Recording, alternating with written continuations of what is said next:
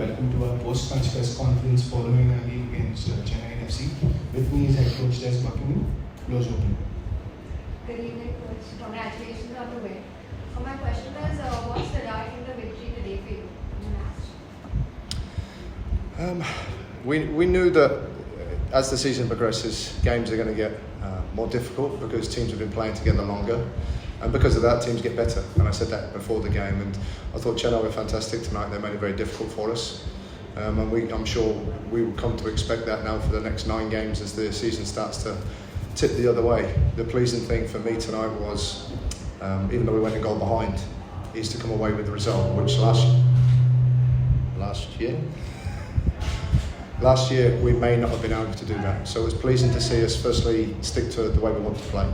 It was good to see that we have a different, not so much different way to play, but if games do become like that, where there is high pressure and it becomes a little bit more aggressive at times, that we can also match that as well. We don't just sit off and play through teams the way that we want. If teams want to make that difficult for us, the pleasing thing for me tonight was that we can also show signs that we can do that to come away with results.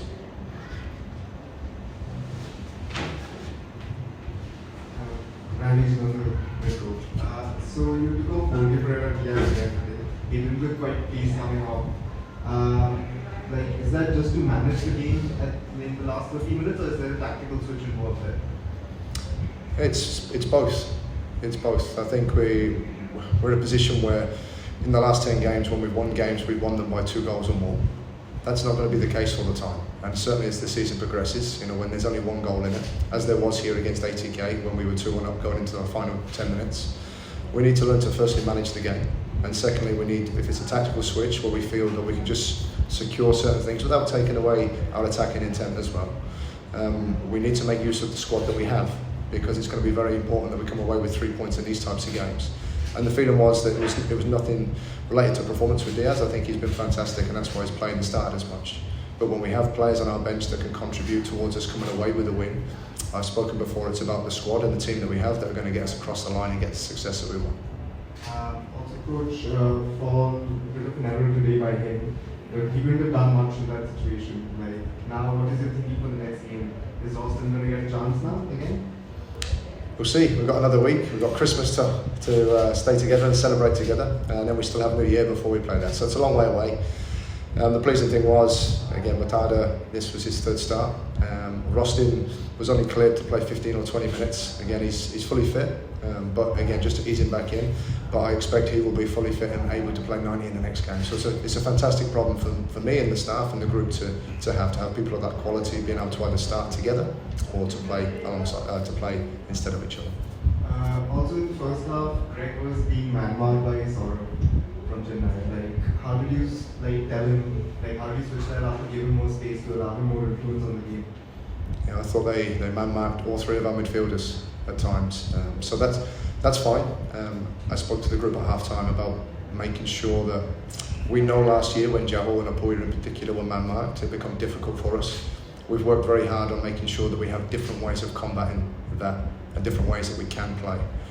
Whether it's playing wide, whether it's playing over at times, because if you can mix your game up a little bit and the players understand that, then there will be still times when we can play into Greg, into Jahol, into Apoya, even if they're under pressure, because they're good players. But it's about recognising when to do which now. Thank you. Any further questions? Right, coach. Hi, you're getting increasingly unbeaten this season. What are you doing? How is it working for you? It's getting really hard to beat MCFC.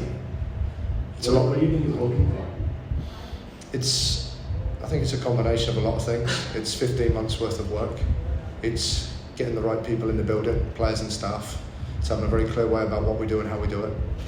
And then it's the everyday standards and work rate that not just the staff, the players, the whole club are striving towards to achieve. We want to be the best club we can be. We're not going to compare ourselves to others. And to do that, we need to keep pushing. And even now, we need to get better. We know the next 9 games are not going to be easy, but they're games that we want to go and still try and win because we want to be successful this year. So it's the recruitment of good people, it's the recruitment of good players.